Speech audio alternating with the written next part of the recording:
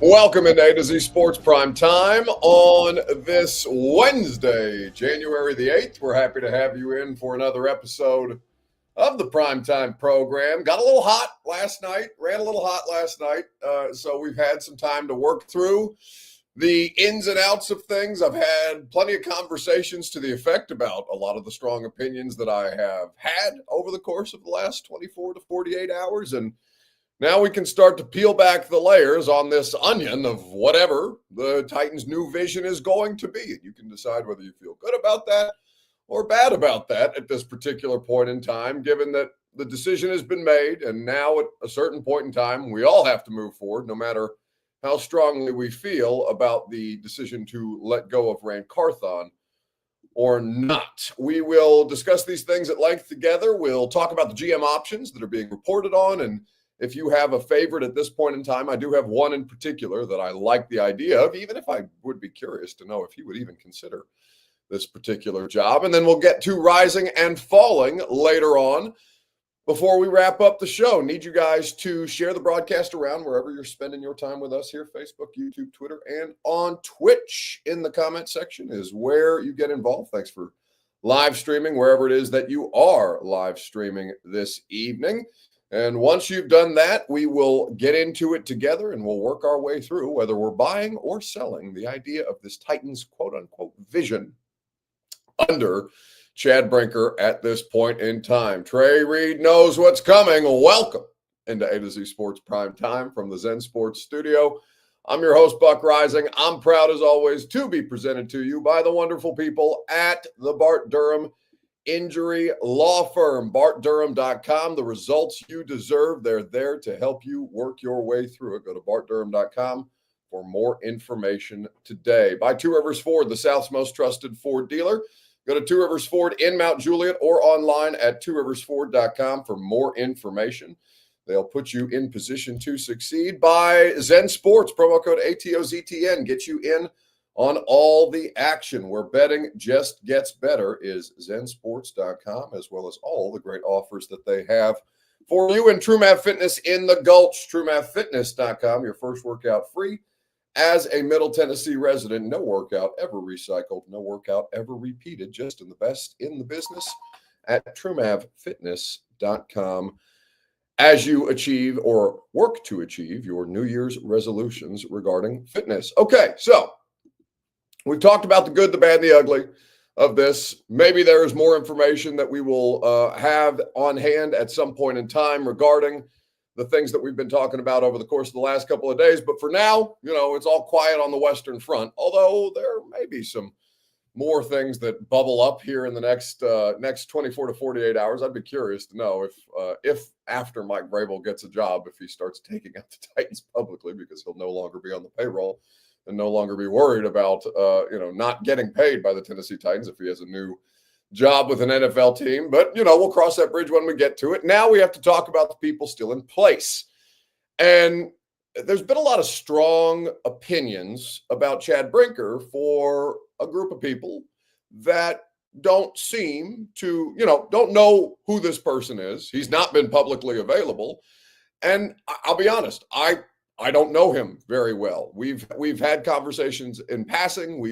I know who this man is. He knows who I am at this particular point in time, and I'm sure that's the case for most media people. And some have talked to him at greater length than others. I know Kaharski did a piece on him and what he was overseeing.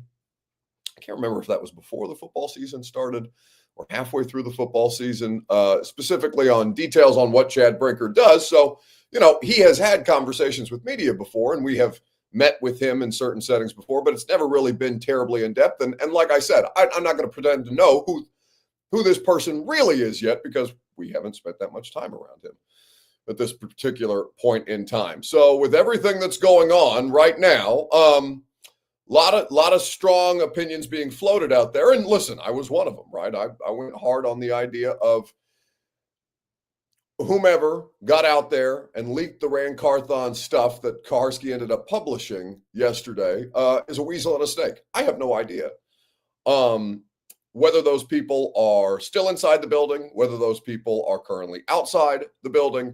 But I know that has a terrible, it looks terrible optically. And there's a lot of people jumping to conclusions about where those things might be coming from. And Chad Brinker is a very easy person optically to lay the blame at their feet at this particular point in time. Now, I assume that he's going to speak for himself beyond a written piece at TennesseeTitans.com where Jim Wyatt is quoting him. And until such time that we have the opportunity to ask him questions and press him on some of this stuff, we'll try to leave less out there in the world in the way of speculation. So with everything that's going on right now, it is worth talking about whether or not you're buying or selling the vision that they currently have in place. Facebook, YouTube, Twitter, and on Twitch in the comment section is how you get involved. Are you buying or selling the Titans vision under Chad Brinker at this point in time? If you're not aware of what that is, I'm going to get into it with you. And we'll read directly from there. Ramon Foster says, "Hey guys, any news drop?" No, we're just, it's all bubbling under the surface, just like everything else, Ramon. It is deeply unfortunate that the most interesting thing about the Tennessee Titans is not their football season, because I think for all of us, we would prefer to talk about football games and preferably winning football games and winning football teams. But instead, they give us the circus that they have appeared to be optically to spend more time on. And right now the circus has been quiet. They've at least shuttered the tent for the time being, and we'll see if something happens. We'll see if something happens one way or the other that, riles up the masses again, because surely there will be at some point in the very, very near future. But at this point in time, are you buying or selling the Titans vision as Chad Brinker articulated it to TennesseeTitans.com? Now, if you haven't heard that, I'll read that for you here in just a second, right after I remind you that your Two Rivers Ford take is presented by Two Rivers Ford, the South's most trusted Ford dealer. Go to Two Rivers Ford in Mount Juliet or online at tworiversford.com for more information. They make the car buying process faster, easy, and more fun. tworiversford.com today. Okay, so this is an article titled "President of Football Operations Chad Brinker Shares His Vision for a Titans Turnaround." And I won't read you the whole thing, but I'll read you specifically his quotes. Quote, "The consistent winning organizations in this league, they have a vision. They have a process that they believe in," said Brinker, who spent 13 seasons with the Green Bay Packers before initially joining the Titans as assistant general manager, I add parenthetically, hired under Rand Carthon, then promoted over Rand Carthon. Make of that what you will. And quote, "They have the discipline to execute it." So if the question is, what is our vision? We're going to be a draft and develop organization. What does that mean? Number one, it means we're going to build the core of our roster through the draft, and we're going to be selective in free agency. There are some of these things in here. And here's what I will say. I have no idea what Chad Brinker's motivations are.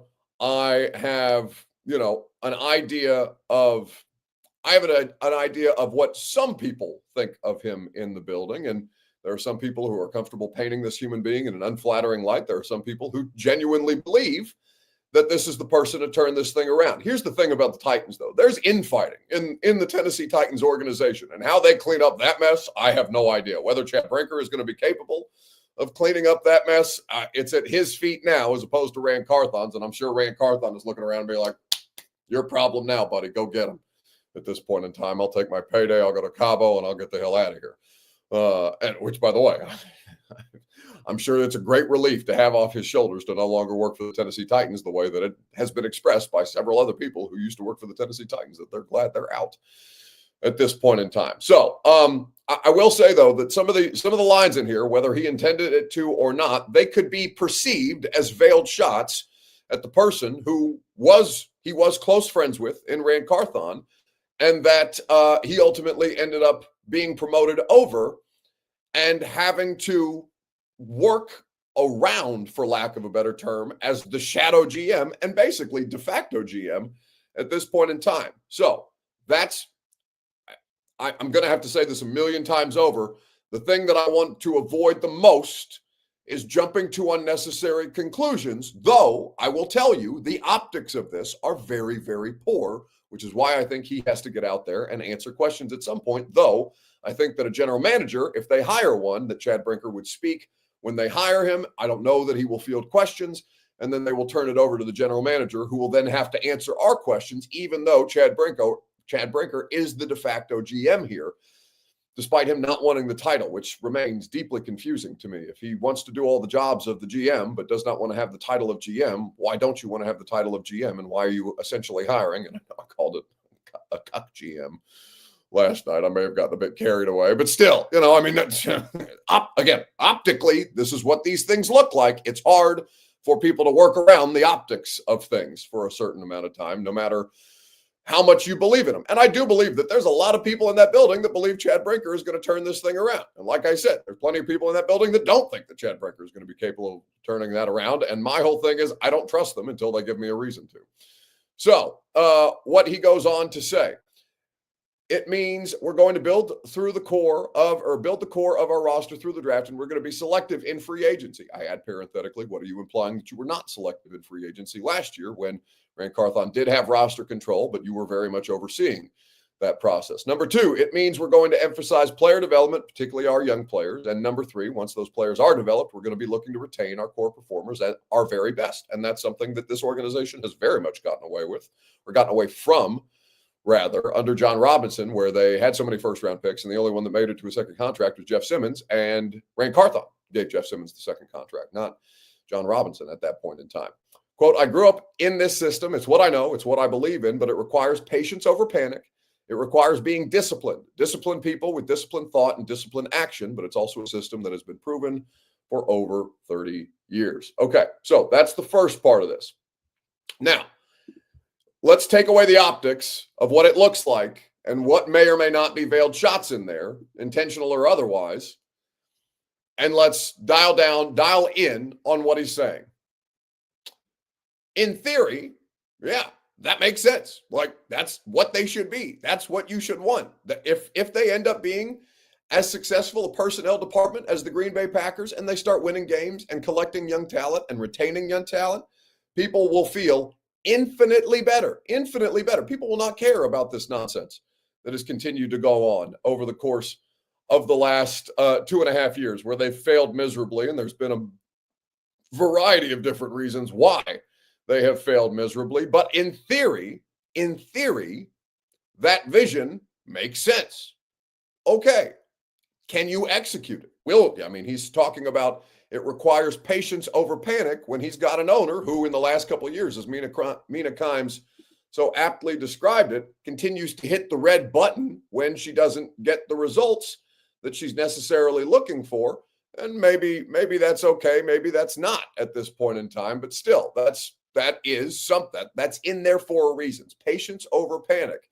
Trying to get that message across, and I'm sure that message has been communicated to ownership, and it is essential, if they're going to make this work, that they be on the same page. How long they remain on the same page remains to be seen. But in theory, okay, yes, this should be the way that you approach these things. Now, what Titans CEO and President Burke Nihill also says in this thing, which is as declarative a statement as we've had on personnel decisions at any point in the last 4 years, arguably, basically since John Robinson. So yeah, 2.5, 3 years. Nihill said that Brinker will be the tiebreaker with respect to the 53-man roster, and that he will have final say over the roster and roster control at this point in time, despite hiring a general manager to work under him. Quote, Brinker, I look at this partnership as one heartbeat. At the end of the day, we're all going to work collectively, which is not collaboratively, but collectively, and work through what is the best decision for the Tennessee Titans. This organization, it's had success. Obviously, we just haven't been good enough the last couple of years. I think it's important that we're disciplined in how we make our decisions moving forward, like we don't stray from our core principles and what we believe in. We say yes to these things and we say no to these things, and that's sometimes hard to do. There's many, many more quotes in there, and we can work our way through these things as we wander on. Ramon Foster says, I wonder if collaboration will ever be used again. They damn well better not. I am so sick of the way that they have tried to package these things and message on these things and sell these things. And I have reason to believe, Ramon, and I wonder if you don't agree with this either, that they should be much more judicious in how they speak and, frankly, whom they let speak. Because as somebody in the media, I probably shouldn't say this because it's better to have access than not, but I'm not interested in a Tennessee Titans PR media tour. this training camp. I don't want to hear them. I don't want to. I mean, obviously, I want to see them, but I want to see them on the football field. I don't give a single solitary shit about what they try to sell people at this point in time. And I hope that they understand that particular part of the message, because they have had a lot of people who have been comfortable talking publicly and privately about what they think this thing should be or what their level of expectation are, and oversold what was, could have been a closer to 500 team had Will Levis not been a catastrophic mess. And then they're 3-14 and nobody gives a damn about what you said during training camp, or the hires that you think you nailed, or literally checking every box. Again, Ray Carthon has some of these things on his record too, as far as setting realistic expectations for what they were and what they ultimately ended up being.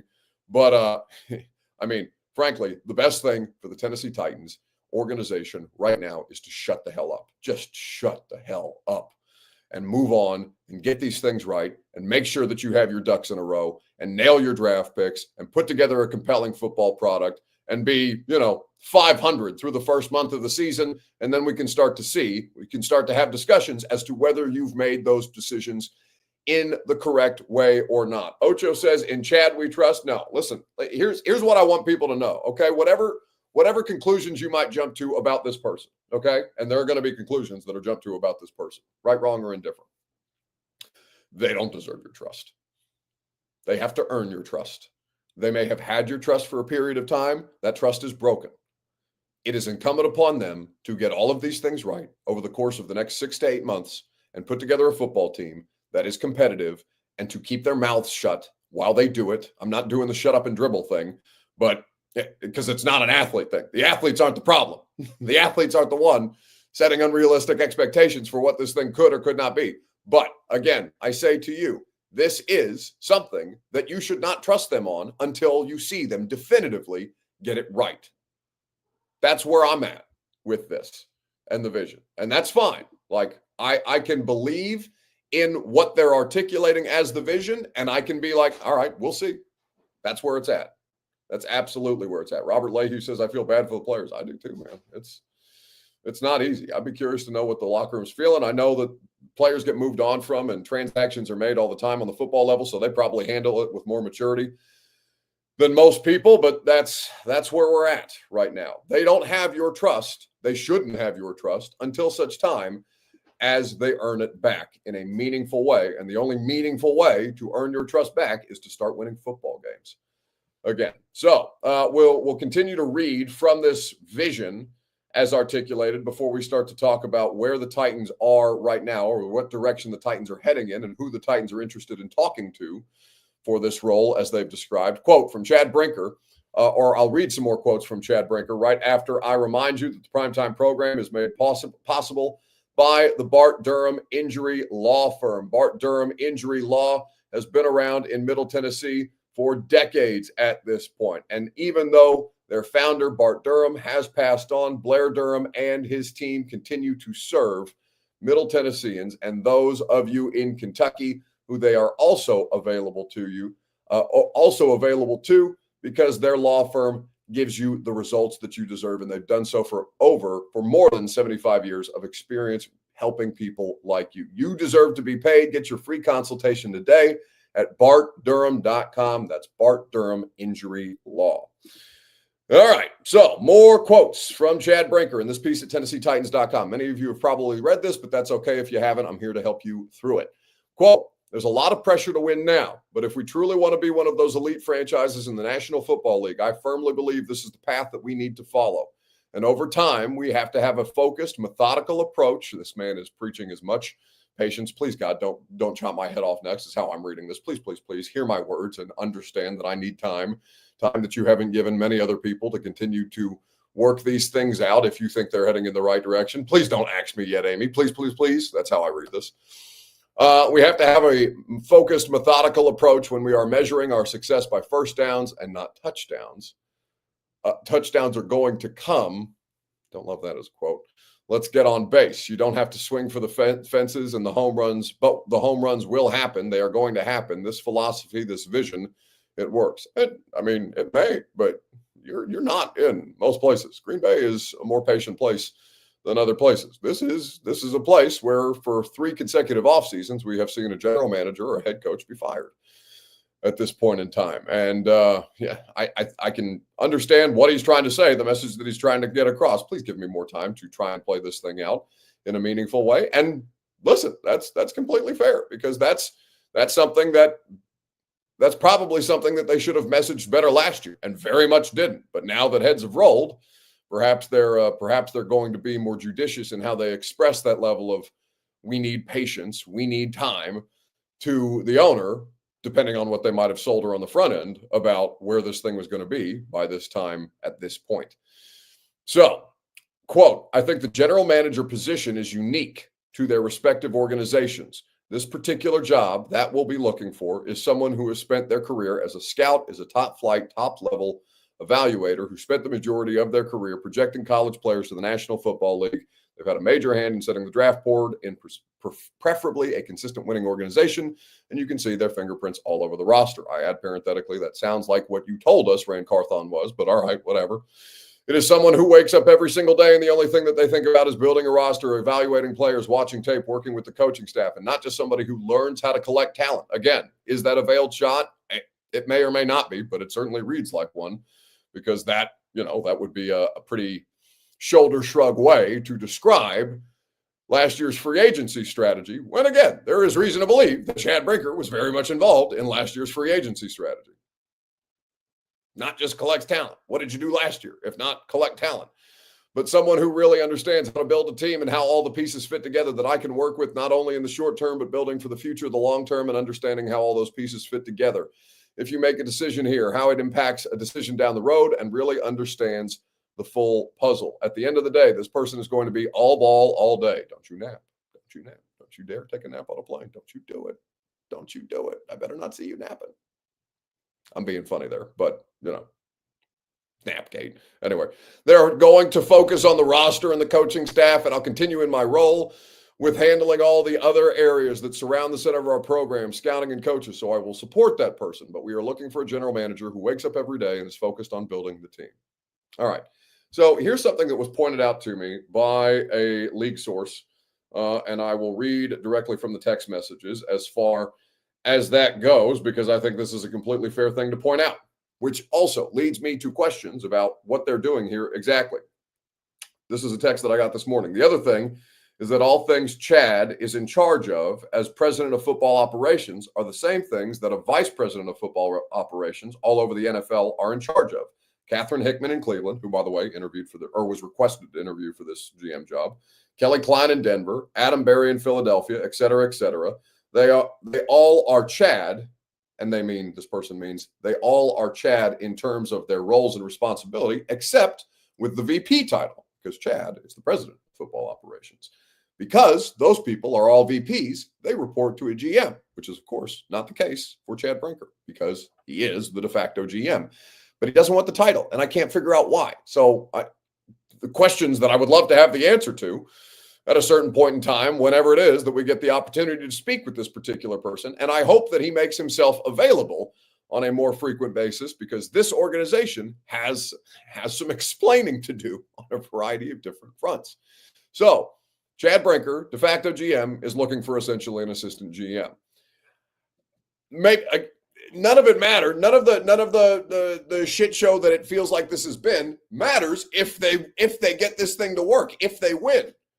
But they have a lot of explaining to do on the front of the processes that got them to this point where it's, untenable and they have to make a move, like firing Rand Carthon just to slide this person who was already over Rand Carthon into the de facto GM role and move the goalposts on Rand Carthon for what the job description was when he got hired, which should have never been a situation, because Mike Vrabel very much advised them against that. And nobody gets, even if Mike wasn't right at the time and handled the Rand Carthon situation wrong, and I very much believe that he handled the Rand Carthon situation wrong, because that's exactly what Mike was looking for, somebody he could work with that was essentially going to defer to him. I think Mike, whether or not the Titans is a place that Mike once wanted to work at the end, I think that Mike probably fumbled the bag on that. And I have reason to believe that there's regret on that part for as many people have lost their jobs in the process, even if Mike Vrabel is completely happy to not work for the Tennessee Titans anymore. And I have plenty of reason to believe that that is also the case. With all of this, they have to get these things right as they continue to earn your trust back, because they're all wonderful to say in real time. And I frankly don't care who has roster control as long as they start making better roster decisions. And however it is, whatever issues you have with how we got there won't matter if they start winning games. That's at the end of the day. And again, we'll have to wait until mid-October to see whether they've even remotely put this thing back together at this point in time. Michael Snyder says, Buck, we're so far away from winning when the front office is fighting against each other. Well, like I said, they have factions in that building. They have people who have been there for a long time. They have new people that are coming in to do things in a new kind of way. And those people don't necessarily always get along. And that's been something that I've heard about for the better part of 2.5 years. Did I know that it was going to result in the ousting of Ran Carthon? No, I did not. But I had plenty of people express to me on a regular basis that they did not believe in what was being done under Ran Carthon and Chad Brinker and Anthony Robinson. And like I said, there are also a good many people who very much believe in what is being done under Chad Brinker, but those people also believed in Ran Carthon and then fired him. We have no choice but to let it play out at this point. What's done is done, unfortunately for Ran, and there will be strong opinions one way or the other. Wayne says, Buck, I don't see us winning until 2027. I don't trust them to do anything right until they start doing things right. That's where I'm at. I'm not going to put any kind of projection on it because I wouldn't have imagined that they would have gotten progressively worse the way that they have, but that's absolutely what they did. And they did it with more money and better draft picks. So I don't trust them until they get it right. Focus Sanders not coming to Tennessee. Are you saying that Shedeur Sanders or Deion Sanders? Maybe you misspelled. Maybe you got auto-corrected. I have no idea what Shedeur or Deion is going to want to do. All I know is that they're very much aware of the situation because Deion saw that particular transaction yesterday and quote tweeted with wow and some eye emojis, which, people are probably going to jump to conclusions on what that means. I have no idea what Deion thinks about it. I'm sure Deion will let plenty of people know what he thinks about it at this point in time. So the question is, are you buying or selling the vision under Chad Brinker? Facebook, YouTube, Twitter, and on Twitch. In the comment section is where you make yourself known. While you do that, I will let you know that the official real estate agent of the Nashville Predators and of me is GaryAshton.com. Don't sell without the intel edge you need to succeed with Nashville's best real estate group, GaryAshton.com for more information. Don't sell without the intel. So I've read you a variety of different quotes. Are you buying or are you selling? Louis Chesney says that he's buying, and that's a completely fair position to take. I think that on the whole, like the words, that kind of a vision, I'm willing to buy off on that. My question is not on the articulated vision. My question is about the people executing said articulated vision, because I would, on the whole, sell what I'm feeling about the people tasked with executing it, because the people tasked with executing it were also tasked with executing the previous vision and failed. So until such time as I see evidence that they are going to succeed, I'm going to continue to sell on that. I'm going into this with a great deal of skepticism. I'm not going to, I know that there is some thought to, well, just wipe the slate clean and get over it and quit your bitching and all that kind of stuff. I think it's impossible to do it that way, even as I understand that plenty of things change with every NFL organization, every season, and you have to kind of stay adaptable to that. My position will still be, I will not believe that you're capable of doing it until I see you do it. So on that front, I would probably lean towards sell, even though I believe in what he's saying as a concept. I don't have any reason to believe at this point in time that this person is capable of doing it. So I'll buy the stated vision. What I won't buy is them until I see that there is reason to buy into that. And even then, I'm probably going to be super skeptical about it because I thought I bought in too much last year. And then they cratered. Reginald Williams says, Buck, they should have cleaned house. That's what side I was on, but that's not what they did. So, and that's That's basically what my expectation was. I wanted them to clean house. They very much did not do that. They fired one person and said that, the job description had changed.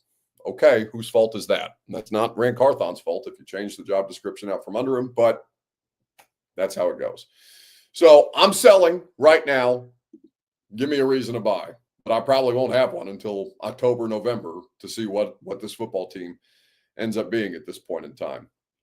All right, so general manager options. Let's get to a few that have been reported, and there are a few that have been reported at this particular point in time. The question that I will ask of you is this: do you have a preferred Titans general manager candidate? And there's a lot of information that people will need to learn. In fact, I know names, but I wouldn't pretend to know these people on a professional level. I can send a bunch of texts and try and find out who these people are from people who more closely cover them. But I do think that there are a variety of different names out there that are worth keeping an eye on. And that list for the Titans is going to be quite long. Now, whether people are interested in this job based on what it is currently described as, that will be the more fascinating question. Because right now there's only 2 GM openings. It's the Jets and it's the Titans.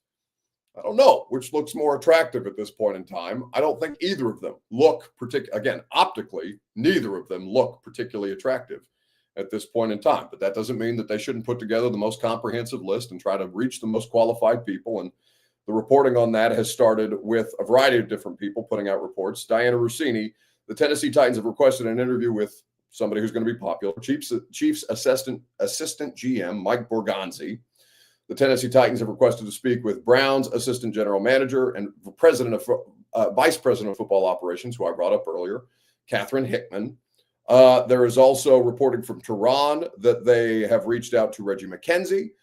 On the front of that, the former Raiders general manager at this point in time, and that there are other names to keep an eye on. Also, the reporting is that they have reached out to Thomas Dimitrov. So those are a few of the names that are on their list, though there will be more that continue to come about on that. I think that there are so many different things that you can look at that you may know or you may not know. And right now it might just be a gut feeling, or whose names do I recognize and which organizations do I respect to enough to think that those people would be qualified to do those jobs. Chris Johnson says nobody taking that job. Well, listen, somebody's going to take that job. It's an NFL general manager job. Like, I know it looks pretty unattractive right now, and it does look awfully unattractive. And I think I'm going to let Mina Kimes articulate why it looks so unattractive later on, because I thought she did a really good job with that. I thought she did a really good job with that on NFL Live the other day. At this point in time, my preferred general manager candidate would be, if he's willing to take it, and I think that would be interesting if he's willing to take it, because he fits a lot of the qualifications that were laid out in that piece online at TennesseeTitans.com. My preferred general manager candidate would be Thomas Dimitrov. But I just think it's lack of patience that then ends up hurting the quarterback in the long run. Why don't more teams do it the Green Bay way? That's a great point, because, I think there's that, again, not for long element. When you're a head coach and a general manager and you're kicking off your time, or you're a little bit hot, right, or a lot hot, all you're thinking about is, I need to get to the survival state here. I need to win games, and I need to be on the other side of 500, right? Which keeps me in the discussion. I mean, would Arthur Smith have survived this year if he would have picked a different quarterback? But even some of those losses, they could have been on the other side of 500. I think he would have still been in Atlanta. Wow. No, that's a great point. It's like just getting to 9 wins now saves your job. So if there's a high variance thing where it's like, well, we might win 12, but we could win 3, coaches are going to take the 9. They're going to take the 9. They're going to say, this gives me another opportunity for an owner to go, okay. And I've been there, believe me. I mean, Arthur Blank is one of the most competitive owners out there, and he is a 2-year, 3-year guy. I mean, he gives us all 2 years, and then in that 3rd year, if you're flailing, we got fired. Myself and Dan Quinn early in that 20 year was the first quarter. Arthur, Smith lasted, entire time, and that was probably because they were giving him an opportunity to grow, right? Because they were calling it cap hell. Blaming it on TD, which there's a lot of layers to that. I won't even, maybe I'll bring that out in my book when you and I do a book one day. Okay. But I have to ask, and this is not about the Falcons, but when you see a team that's clearly going for the 9 wins, because I always joke, and somebody told me this early in my career covering the NFL, that it's a bunch of teams that aren't trying to win the Super Bowl. A lot. Right. Is there, when you're just sitting at ESPN and you see a couple moves going, watching the transactions ticker, and you say, this team is just trying to get to 9 wins, what's an example of those moves to get to mediocrity? To get to mediocrity? To get, if someone's just trying to save their job, how does that team operate in the offseason? With, do they sign more mid-tier veterans, just kind of throwing stuff against the wall? What's an example of a team, generically, of a team trying to get to 9 wins? Yeah, Michael. Hey, Mike. It's to me, it has to do with making sure that you have some of the, it's the veteran thing for me. It's making that coach feel comfortable that he doesn't have to develop players necessarily, and that we can get to this spot. We'll pay a little bit of money for it, and we'll get to that area, and then we'll continue to think about how we're going to develop. Look, to me, there are lazy coaches out there that just don't have it in them to develop the young players, and they're worried about the time frame. So that's what I would think more than anything. It is about making sure that they're sprinkling in the right veteran talent that they think can take them to the. So I appreciate his candor there, and I think that would be a good resource, and I think he fits a lot of the qualifications that at least were articulated. Mike Herndon did well to point this out on Twitter. He was 113-95 during his time in Atlanta as the GM, 10-plus win seasons in 6 of the 13 seasons during a 16-game era. He was a Tom Brady miracle comeback / Kyle Shanahan brain fart away from building a Super Bowl winner. Good candidate, Mike adds parenthetically, probably too good for this job, to be honest, and I would agree with that. If I was Thomas Dimitroff, I would want control, and it doesn't sound like that person is going to have control here. So that would make me feel a lot better about what it is that they're looking for. Somebody with legit experience doing this, because, my biggest criticism of Rand Carthon is that they made Mike Vrabel look right in his lack of experience to do the job. They also made Mike Vrabel look right when they replaced Mike Vrabel, who had done the job for a period of time, with Brian Callahan, never done his job. Chad Brinker, never done this particular job. Rand Carthon, never done that particular job. Bernard Wilson, never done that particular job. Nick Holtz, never done that particular job. Colt Anderson, never did that particular job, right? There's a lot of experience and a lot of very important positions in a football organization to not have some level of guiding light over or guiding hand over. And I know that there are experienced coaches, Tracy Rocker, Bill Callahan, on that staff to help support those 3 coordinators and, head coach, who are all doing their jobs for the first time, but there's no way to really replicate that experience. And I think it's just too much. It was too much new all at once that didn't know how to handle this particular situation. Chosen says, doesn't this guy have more experience than Brinker, and he had to report to him and not have control over the roster? Correct, which is why I would be shocked, stunned, befuddled, honestly, if Thomas Dimitroff took that job, because Thomas Dimitroff is more qualified than the person that he would be working for.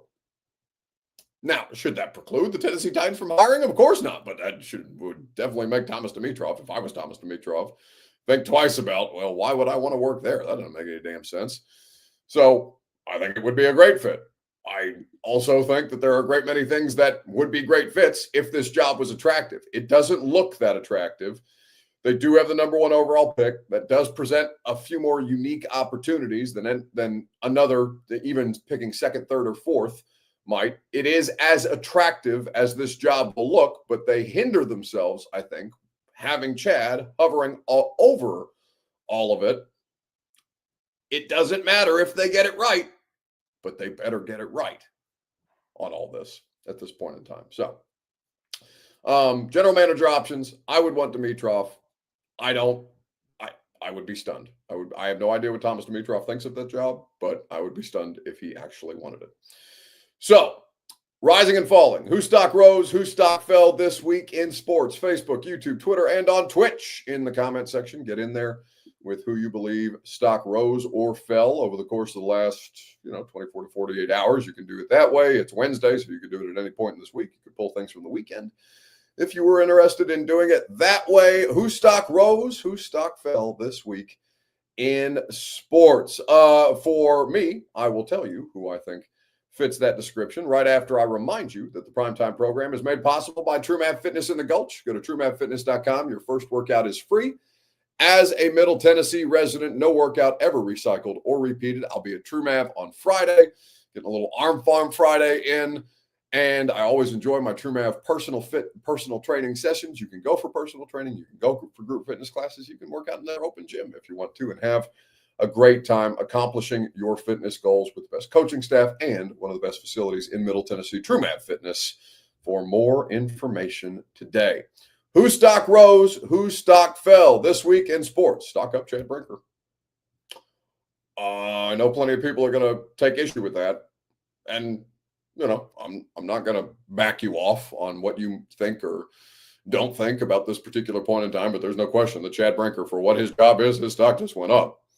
Now, is that deserved? There are people in the organization who clearly think that. Are those people right? I have no earthly idea, but we will spend the next period of time finding out. So stock up, Chad Brinker for sure. Optically, professionally,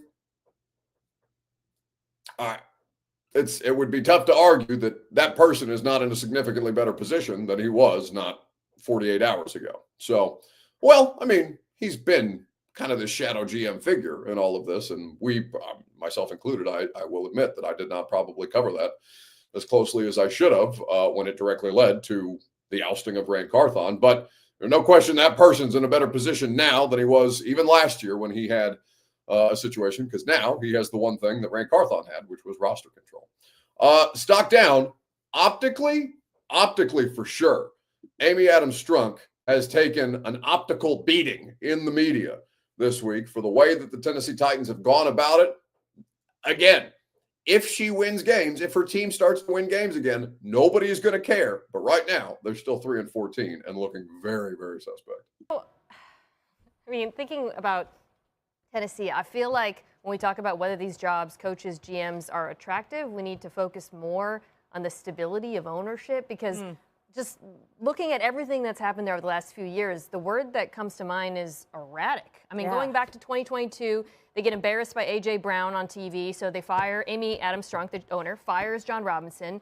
You think Mike Vrabel's got more power, but then they pair him with Carthon, and then they fire Mike Vrabel.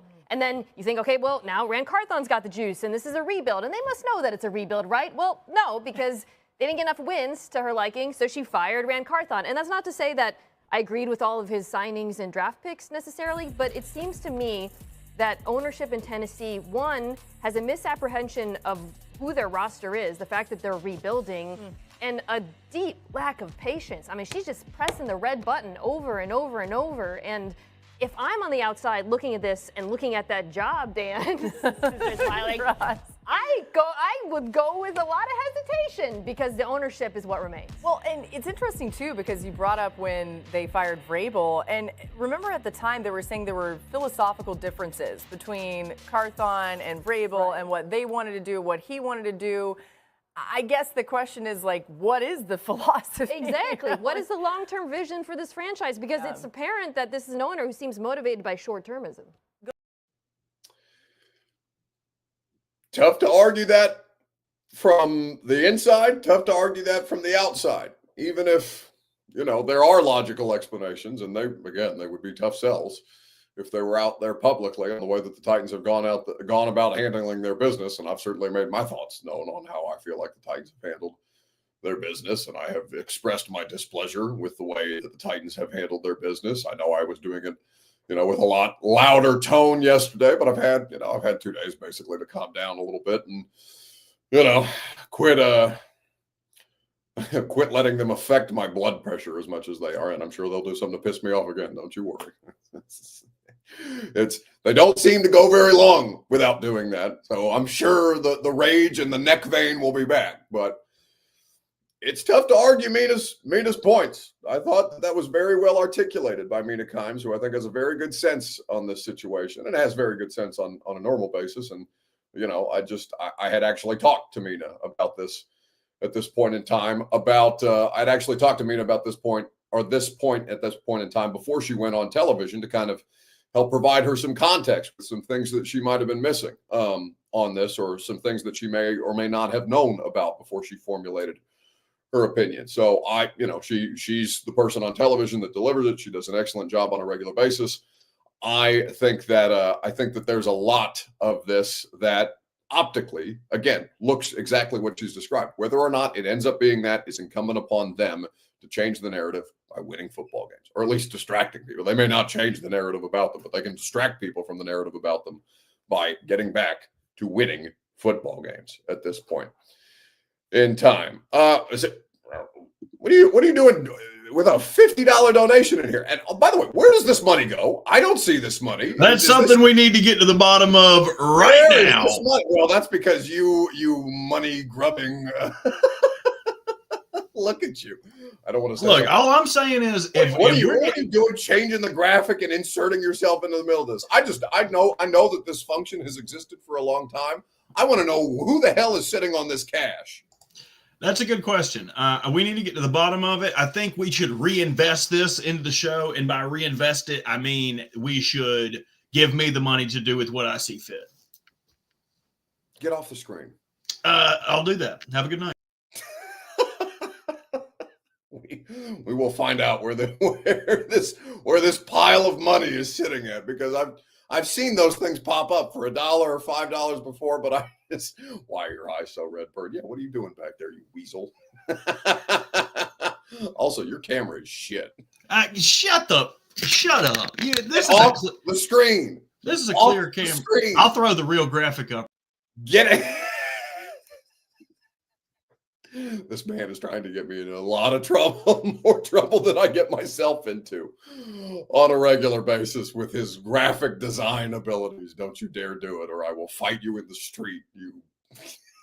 I said enough bad words last night. I'm going to try to keep myself from cussing this evening. Anyway, stock up, Chad Brinker, indisputably. Optically, stock down, Amy Adams Strunk. I think that's where we're at with those things at this point in time. Joey Parker says iPhone 7 camera. That's right.